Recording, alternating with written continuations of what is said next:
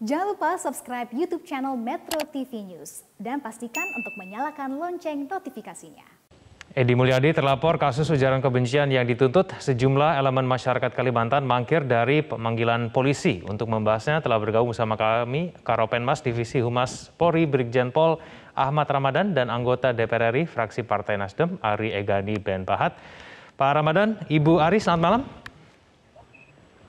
Selamat malam. Ya, salam sehat Ibu Ari dan juga Pak Ramadan. Pak Ramadan, saya konfirmasi dulu, alasan Edi Mulyadi mangkir hari ini berhalangan karena apa, Pak Ramadan?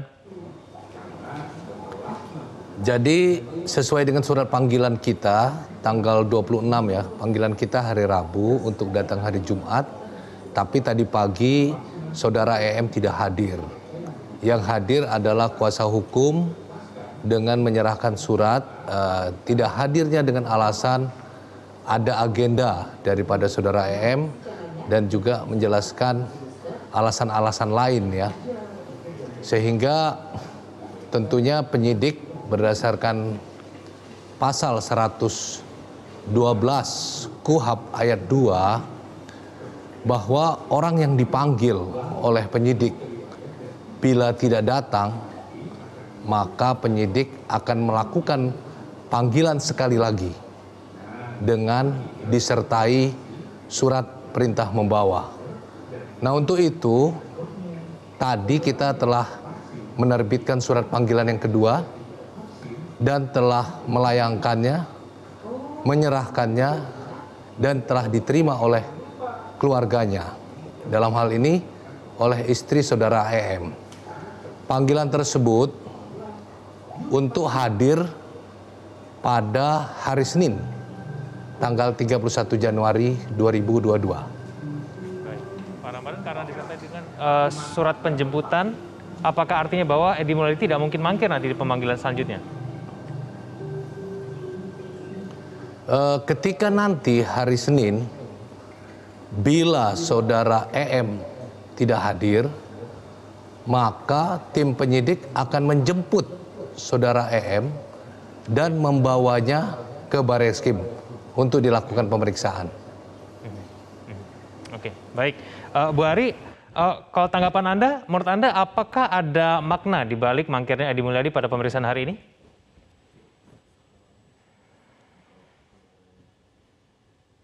Jujur saya menyesalkan ya, saudara Edi Mulyadi tidak hadir karena apapun adanya sebagai warga negara yang baik,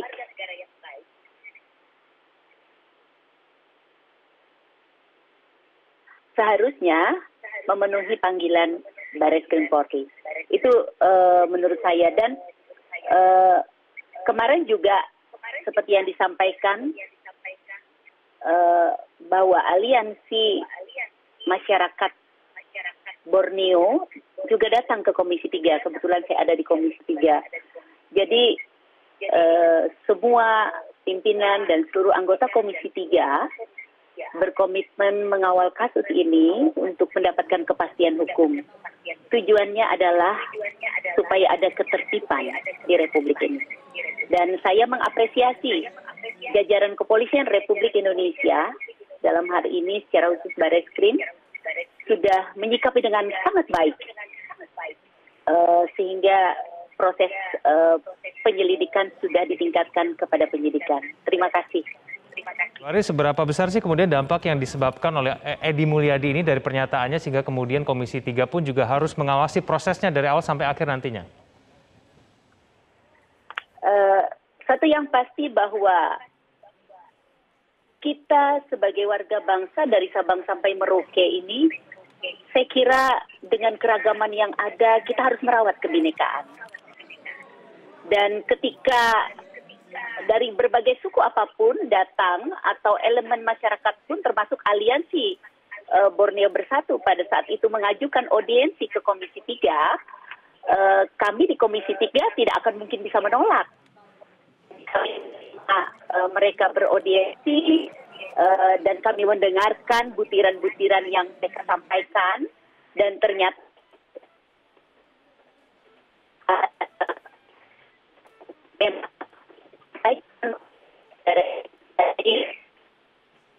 suara Anda tidak bisa terdengar, terputus-putus. Saya coba ke Pak Ramadan dulu, Bu Ari, mohon maaf sambil kita perbaiki audionya. Pak Ramadan, pengacara dari Edi Mulyadi ini mengatakan bahwa ada pelanggaran prosedur pemanggilan yang dilakukan oleh Polri. Benar demikian, Pak Ramadan? Jadi tidak ada ya pelanggaran yang dilakukan oleh penyidik ya. Penyidik melakukan upaya-upaya tentu sesuai dengan aturan perundang-undangan yang berlaku. Di dalam pasal 112 ayat 1 juga maupun ayat 2, penyidik berhak melakukan pemanggilan terhadap seseorang tentu dengan alasan yang jelas dan juga melihat tenggang waktu antara menerima surat dan untuk menghadirkan orang tersebut ya.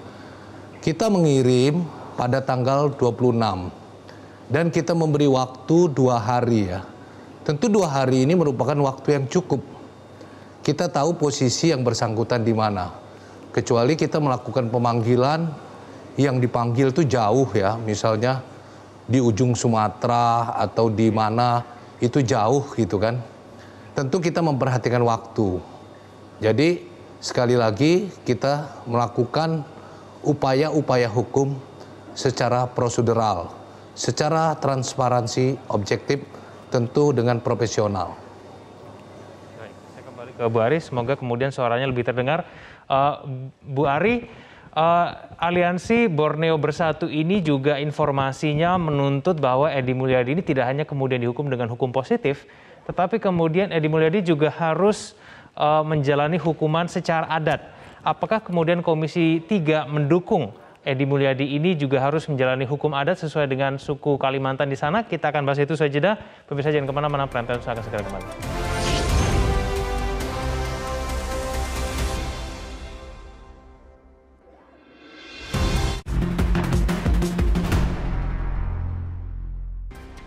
Kembali di Prime Time News, pernyataan dan provokasi bernuansa suku, agama, ras, dan antar golongan kembali marak beberapa waktu belakangan ini. Ironisnya ucapan tersebut justru muncul dari orang-orang yang berpendidikan dan memiliki pengaruh di masyarakat serta media sosial. Pelaporan demi pelaporan terus mengalir kepada pihak kepolisian atas kasus dugaan ujaran kebencian. Pada Rabu 19 Januari, perwakilan masyarakat Sunda melaporkan anggota DPR fraksi PDI Perjuangan Arteria Dahlan ke Polda Jabar. Arteria dilaporkan karena ucapannya yang dinilai menyakiti masyarakat Sunda saat meminta Jaksa Agung memecat Kepala Kejaksaan Tinggi Jawa Barat yang berbicara dengan bahasa Sunda. Pihak Polda Jabar telah melimpahkan berkas laporan masyarakat tersebut ke Polda Metro Jaya. Setelah kasus Arteria, giliran Edi Mulyadi yang dilaporkan oleh elemen masyarakat Kalimantan atas kasus ujaran kebencian. Dalam konten media sosialnya, Edi menyebut lokasi ibu kota negara adalah tempat jin buang anak. Sontak hal itu membuat masyarakat Kalimantan marah dan menuntut Edi untuk diproses secara hukum positif sekaligus hukum adat suku bangsa Dayak. Belakangan, Edi pun mengklarifikasi ucapannya dan meminta maaf. Pakar hukum pidana Asep Iwan Iriawan menegaskan, meski pelaku meminta maaf, proses hukum tetap harus dilanjutkan. Hal itu dikarenakan ujaran yang menimbulkan permusuhan merupakan delik biasa, khususnya di pasal 156 KUHP. Jadi selama itu dilarang oleh undang-undang, itu tepatnya di 156, jadi siapapun yang menebarkan rasa kebencian permusuhan, dan merendahkan salah satu suku bangsa di Indonesia, itu ancamannya 4 tahun. Ini bukan delik aduan, tapi delik biasa. Bahkan juga ada Undang-Undang Nomor 40 2008 ya tentang penghapusan diskriminasi ras dan etnis. Dan juga kalau itu nyebar ada Undang-Undang ITE pasal 28 ayat 2. Dan itu bukan delik aduan. Jadi ketika seseorang menebarkan kebencian, permusuhan, merendahkan salah satu suku bangsa Indonesia, itu adalah kriminal. Sebelumnya, mantan politikus Partai Demokrat Ferdinand Hutahian juga dilaporkan oleh KNPI ke polisi atas dugaan penyebaran berita bohong bernada penodaan agama di akun media sosial Twitter. Atas ulahnya itu, Ferdinand pun meminta maaf kepada publik. Dari Jakarta, Tim Liputan Metro TV. Pemirsa, kembali kita lanjutkan dialog kita. Saya kembali kepada Bu Ari. Bu Ari, Aliansi Borneo Bersatu meminta Edi Mulyadi dihukum secara adat. Apakah Komisi 3 mendukung hal ini? Dalam pertemuan kemarin, memang dari Aliansi Borneo Bersatu menyampaikan kepada kami di Komisi 3 untuk Edi Mulyadi tidak hanya dituntut dihukum secara hukum positif tetapi juga hukum adat. Dan kami sepakat untuk menyampaikan kita adalah negara hukum. Yang utama kita berlakukan adalah bagaimana kita mengikuti alur yang sudah dijalani tahapan demi tahapan dari kasus ini secara hukum positif. Nah, tetapi kami juga menyampaikan secara informal, saya kebetulan sebagai anggota Komisi 3 yang berasal dari daerah pemilihan Kalimantan Tengah dan sebagai orang Dayak juga, saya memahami atmosfer kearifan lokal yang ada di seluruh Kalimantan. Dan ini juga pernah terjadi. Dan saya kira ketika juga hukum adat ini dipenuhi sebagai satu pendamai, sebagai satu solusi musyawarah untuk mufakat, bahwa Saudara Edi Mulyadi dengan penuh penyesalan meminta maaf dan memenuhi mekanisme sidang adat itu akan jauh lebih baik untuk dapat diterima oleh seluruh masyarakat Kalimantan Tengah, Kalimantan secara khusus, seluruhnya, di mana beliau menyampaikan bahwa itu sangat melukai hati masyarakat Kalimantan. Dan oleh karenanya, menurut pendapat saya, sidang adat atau penyelesaian secara hukum adat ketika ada musyawarah dan mufakat itu jauh lebih baik untuk bisa menyelesaikan hal ini. Baik, Bu Ari, bentuk hukum adatnya itu seperti apa sih yang diminta oleh Aliansi Borneo Bersatu ini? Ini pernah terjadi di tahun 2012. Saya ingat betul waktu itu Pak Tamrin Tomagola juga pernah menyampaikan kesaksian dan itu melukakan hati masyarakat adat Dayak. Dan penyelesaian dengan hukum adat. Jadi hukum adat itu ada sidang adat. Ketika di sidang adat, kemudian diberlakukanlah yang namanya singer, jipen, atau denda. Dendanya bisa bentuknya macam-macam. Ada 5 pikul garantung atau gong dan seterusnya. Kemudian yang bersangkutan menyampaikan penyesalannya dan meminta maaf atas ucapan, ujaran kebencian, merendahkan, penghinaan dan seterusnya, sehingga dalam sidang adat itu tercapailah saling memaafkan. Saya hanya mau sampaikan, masyarakat adat Kalimantan, semuanya saya kira seluruh anak bangsa orang yang sangat pemaaf. Dan inilah salah satu silaturahmi yang memang harus disambung untuk bagaimana selain melakukan hukum positif, hukum adat ini juga serta-merta dijalani, maka semuanya akan menjadi lengkap. Saya kira begitu. Baik, saya ke Pak Ramadan. Pak Ramadan, kalau kita membaca mengenai media sosial, ada begitu banyak gerakan memprotes aksi yang dilakukan kemudian dari Edi Mulyadi ini. Apakah kemudian Polri mewaspadai mengenai upaya yang dilakukan oleh sejumlah gerakan yang memprotes ini? Apakah kemudian Polri juga melakukan pengawasan? Dan apakah kemudian hukum adat ini juga diperbolehkan oleh Polri? Pak Ramadan. Tentu kalau kita bicara hukum, Polri harus profesional dan proporsional. Penegakan hukum yang dilakukan oleh Polri adalah penegakan hukum pidana, ya. Tentu proses ini kita harus sesuai dengan peraturan perundang-undangan yang berlaku. Polri dalam hal ini menegakkan hukum melalui Bareskrim kalau di Mabes dan di daerah Polda-Polda.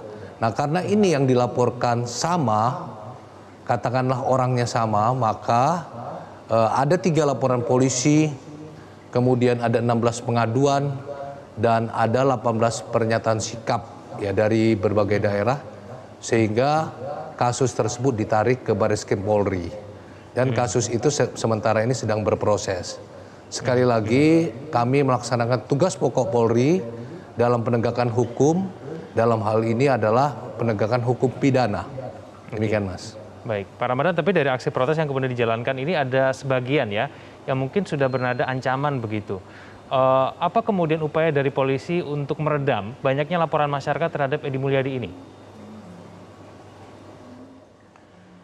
Dalam hal ini upaya-upaya preemptif ya, edukasi dan tentunya preventif juga kita lakukan. Upaya-upaya itu memberikan edukasi kepada masyarakat sebagai pelajaran berharga ya untuk menggunakan sebuah pelajaran ya, termasuk pelajaran di media sosial untuk kita lebih bijak lagi, untuk lebih bijak bertutur dan menggunakan media khususnya dunia maya. Nah, ini menjadi pelajaran kepada seluruh masyarakat Indonesia. Oke, baik.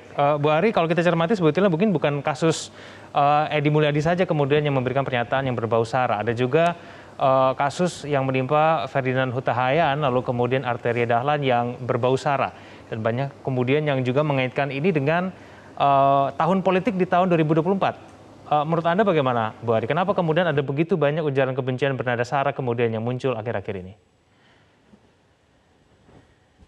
Kalau saya melihat ini sebenarnya sangat jauh ya dari konteks secara politik. Ini lebih kepada person. Jadi saya hanya mengatakan bahwa kita fokus saja bahwa institusi Polri dengan jargon Polri presisi, saya sangat yakin dan percaya dalam menangani kasus ini seperti yang disampaikan secara profesional dan proporsional. Dan saya lebih mengatakan ini juga pembelajaran bagaimana kita menjaga lidah kita karena mulutmu harimaumu. Jadi apa kata-kata yang keluar tidak akan bisa kita tarik lagi untuk menjadi milik kita. Jadi keterlanjuran dalam mengendalikan ini saya melihat itu lebih jelas ke sana dan tidak ada kaitannya ya. Kalau kebetulan seperti yang disampaikan tadi ada Bung Arteria Dahlan, ada Ferdinand Huta Hayan, kemudian ada juga Edi Mulyadi yang backgroundnya beliau adalah dalam tanda kutip seorang politisi. Hanya kebetulan kalau di daerah-daerah banyak kita temui juga bukan seorang politisi tapi melakukan ujaran kebencian dan seterusnya. Jadi saya melihat ini sebagai satu mungkin kesilapan dan saya yakin kembali lagi untuk penanganan ini saya sepakat bahwa kita menyerahkan kepada institusi Polri untuk menangani ini dengan hukum positif. Baik, kita tunggu bersama nanti kehadiran Edi Mulyadi di pemanggilan polisi berikutnya. Terima kasih Pak Ramadan, terima kasih Bu Ari telah bergabung bersama kami di Prime Time News. Selamat malam.